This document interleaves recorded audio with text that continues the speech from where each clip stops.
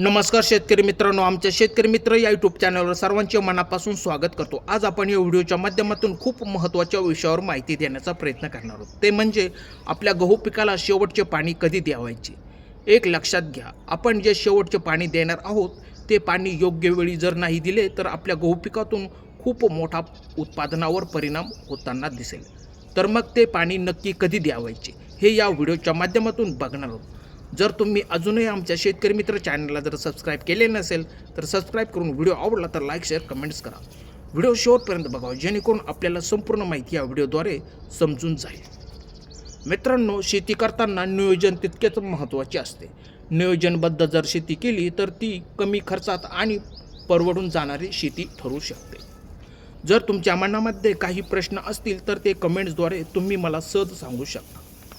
शेतकरी मित्रांनो, तुमची गहू पीक पूर्णपणे ओंब्या आलेल्या असतील आणि काहींच्या ठिकाणी पिवळसर ओंब्या झालेल्या असतील तर एक लक्षात घ्या, तुम्ही पेरणी कधी केली हे तुम्हाला माहिती असायला हवे। आपल्या गहू पिकाला साधारणपणे किती दिवस झाले आहेत, त्यानंतर आपल्या गहू पिकाचे हे कितवे पाणी आहे हे तुम्हाला माहिती असायला हवे।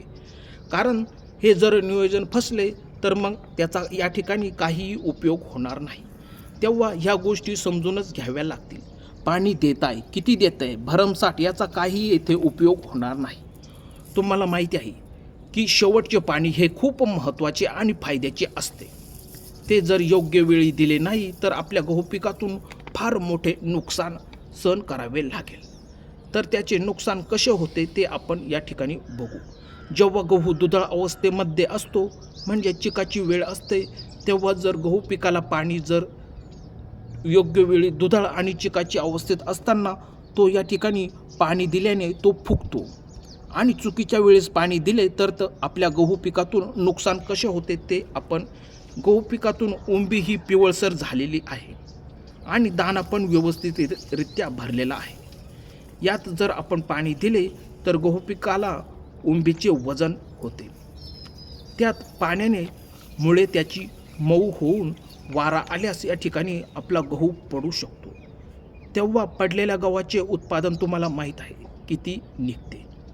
परंतु एक लक्षात घ्या, तो पडलेला गहू काढणीस वेळ जास्त लागून त्यात उंदीर यांचे प्रमाण जास्त होऊन त्या ठिकाणी नुकसान पण फार मोठ्या प्रमाणात करतात। मित्रांनो, या ठिकाणी हे तुम्हाला माहीत असायला हवे की गव्हाची ओंबी ही पिवळसर म्हणजे थोडीशी पांढरी झालेली असेल तर लगेच त्या ठिकाणी पाण्याची भरणी स्टॉप करावी, कारण पाणी देणे हे फायद्याचे नसते।